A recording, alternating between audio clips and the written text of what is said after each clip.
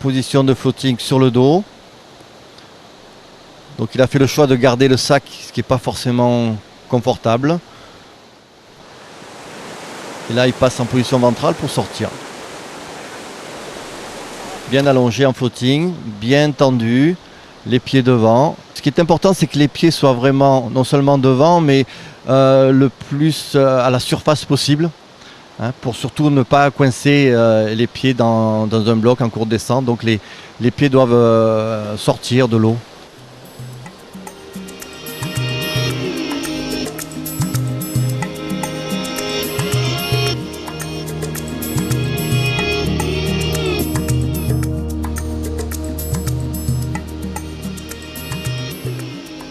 Donc le premier part sans le sac. Il va se mettre dans la veine de haut majeure. Il s'allonge, protection au niveau des bras. Et de la position de floating, il s'est mis tout de suite en position ventrale pour être beaucoup plus propulsif. Voilà, ensuite il va chercher à se positionner pour utiliser la corde de sécurité à lancer pour aider éventuellement les différents canyonistes suivants à sortir de la veine d'eau tout à l'heure. Lancer de corde. Là maintenant c'est d'abord pour faire passer le sac. Donc lancer de sac qui va être récupéré par la corde de sécurité. Le sac pourra être en eau vive de temps en temps utilisé comme flotteur. Mais dans les positions vraiment de floating avec des obstacles, des blocs, pour être mieux allongé, on fera comme ici, on fera en sorte de s'en débarrasser. Donc signe OK qu'il est prêt. Donc protection en floating du coude et hop, tout de suite il est passé du floating à la position de nage ventrale en crawl. Il n'a pas eu besoin de la sécurité à lancer. Donc encore position de protection au niveau des bras. Là on a vu qu'il est parti beaucoup plus dans le courant. Et donc il a eu un effort plus important propulsif pour sortir de la veine d'eau. Alors que le précédent avait davantage anticipé. Donc le suivant part, pareil, protection, position de floating, protection. Et nage ventrale en crawl pour traverser la veine d'eau. En oblique par rapport au courant.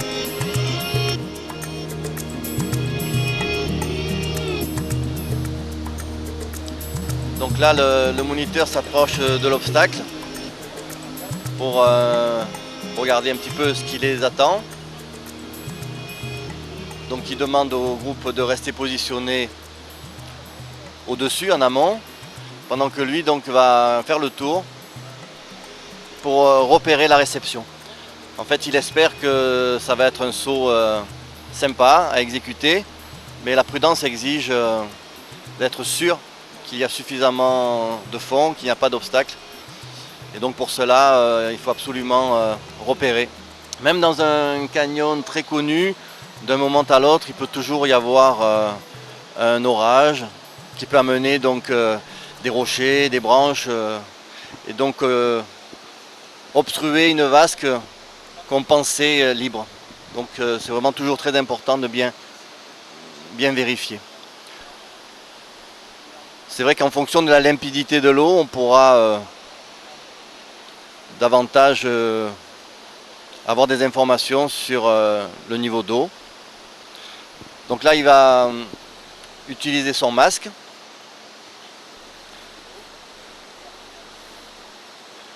pour nager, faire un plongeon canard pour bien vérifier le fond. Donc là, il se contente de regarder. Bon, nous, on voit bien déjà à l'image, hein, le rocher blanc à gauche nous indique vraiment que c'est clair que là, il n'y a pas d'eau. Par contre, l'eau étant plus foncée, vert foncé à droite, on peut présupposer que ça peut être bon.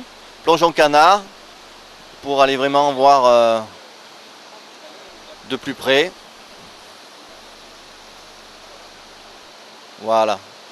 Donc là, il va prévenir soit par geste, soit par... Donc là, on a entendu les deux coups de sifflet qui sont le code. À partir du moment où préalablement on s'est entendu, deux coups, c'est comme OK, c'est comme c'est bon. Donc ça veut dire que le saut est possible. Donc il va ranger tout simplement son masque, remettre son casque et ensuite se positionner aux abords de la vasque pour indiquer la zone préférentielle où sauter, tout en faisant avec le pouce, la main droite, le signal OK, c'est là qu'il va falloir aller.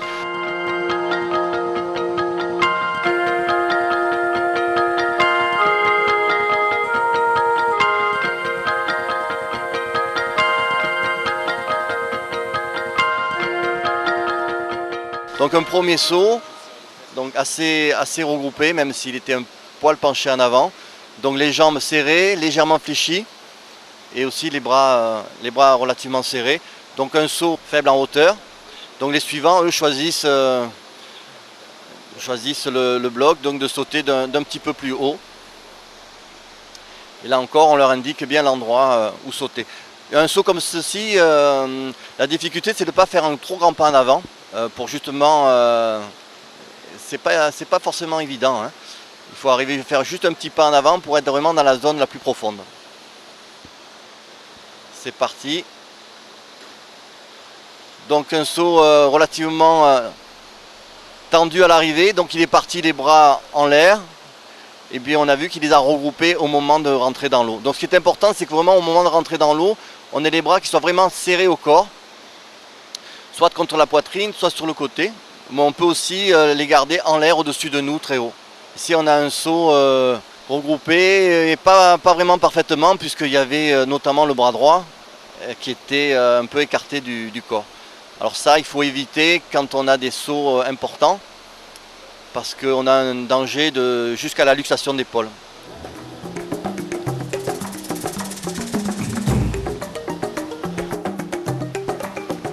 Nous arrivons maintenant au niveau d'un toboggan et le leader nous explique comment se positionner pour protéger les bras, les poignets et surtout les coudes.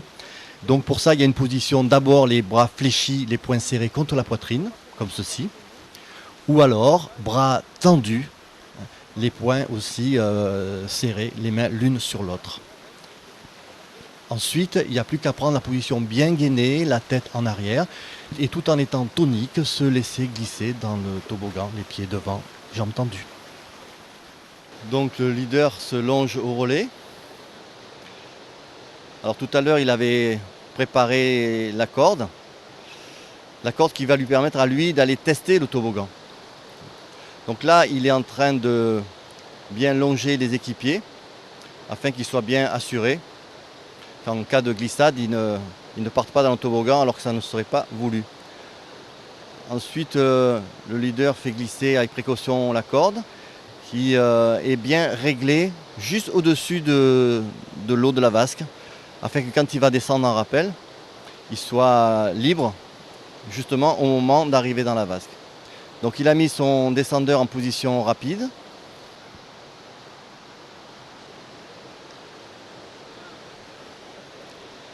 Ensuite, donc lui, il descend en rappel en position rapide, en toboggan.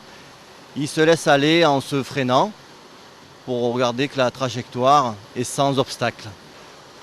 Alors selon la nature du courant, il va juger s'il est nécessaire ou pas de vérifier la vasque, vérifier s'il n'y aurait pas un obstacle, un rocher qui, on va dire, interdirait le toboggan parce que les suivants vont arriver eux beaucoup plus vite, hein, donc vont aller sous l'eau un petit peu plus loin forcément.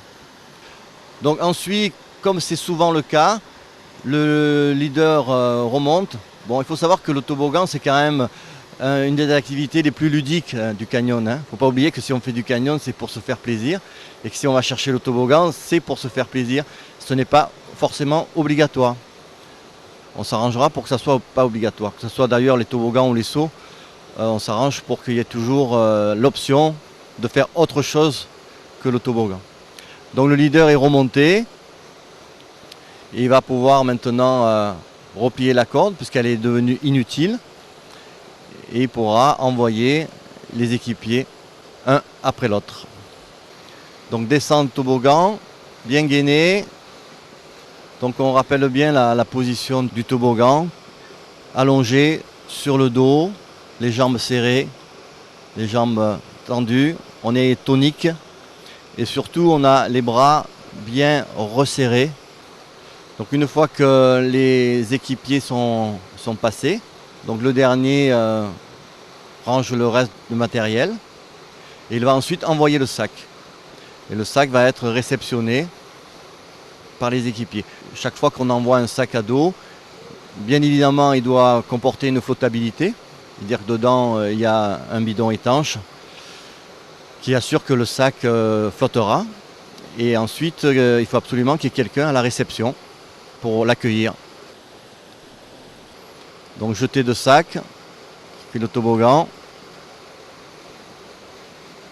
et réception du sac.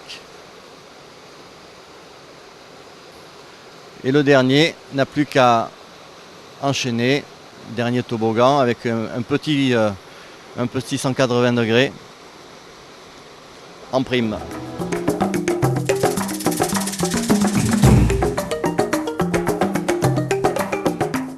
Pour un saut, il peut être souhaitable de se débarrasser du sac et de l'envoyer aux équipiers d'avant, ceux qui sont déjà en dessous.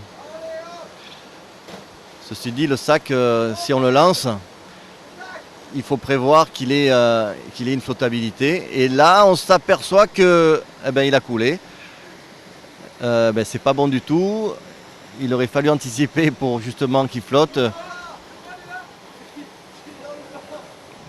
Et là, on va peut-être s'en sortir avec le masque qu'on doit toujours emporter avec nous, qui sert entre autres justement à se sortir de ces situations fort indélicates. Et puis quelquefois aussi dans les canyons, on fait des trouvailles. Hein. Ça nous arrive de trouver justement du matériel laissé par nos prédécesseurs. Donc repérage. Et ensuite plongeon canard pour aller chercher le fameux sac à dos.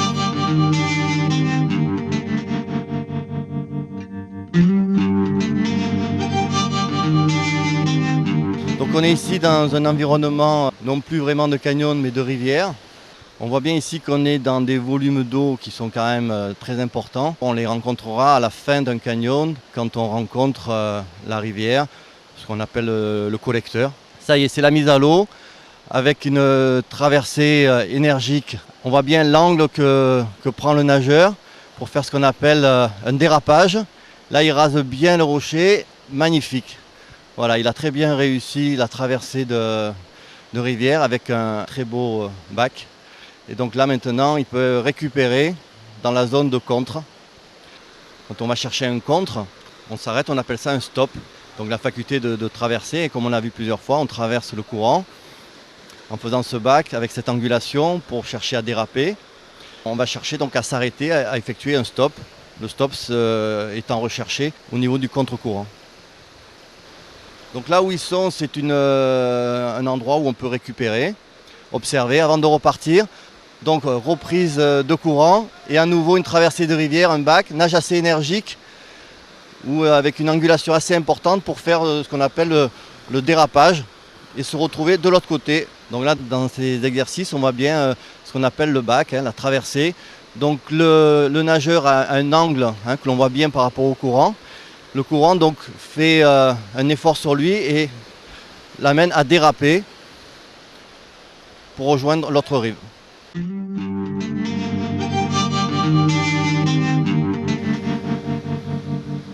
Lorsqu'il faut traverser un collecteur et que tout le monde n'a pas le niveau technique de le faire en nageant, le leader va organiser la traversée avec une tyrolienne oblique à l'aide d'une corde. Le groupe est à l'abri rive droite et un premier s'élance et effectue un bac pour traverser la rivière. Donc il a avec lui sa corde de sécurité à lancer qui est rangée à l'intérieur de sa combi, pliée. Il va utiliser donc cette corde de sécurité. Il va la renvoyer en face. Les équipiers vont y accrocher la corde qui va servir à mettre en place une tyrolienne avec laquelle les équipiers suivants traverseront la rivière. Donc lancer de corde de sécurité avec la technique en cuillère. Technique donc qui permet d'être relativement puissant et franchir une certaine distance. Ensuite donc le moniteur va chercher un point d'ancrage ou éventuellement si des fois on n'en trouve pas, on se sert on va dire de son propre corps pour faire une espèce de corps mort avec lequel on pourra tendre la corde tout à l'heure. Donc une fois que la corde a été bien tendue par le premier équipier, donc les suivants utilisent la corde tendue, cette tyrolienne, pour traverser la rivière. La corde tendue doit avoir un angle bien choisi. Il faudra éviter de la traverser perpendiculairement. On pourra éventuellement utiliser un mousqueton ou une dégaine dans la main pour suivre ce téléphérique, mais jamais mousquetonner sur soi. Quant au dernier, il défait le premier point d'ancrage et se met à l'eau en tenant à la main l'extrémité de la corde. Et les autres vont ravaler rapidement la corde pour ramener ce dernier nageur à eux. Il faut rajouter aussi qu'il est intéressant d'installer toujours des systèmes débrayables aux extrémités de la tyrolienne. Ça peut toujours servir.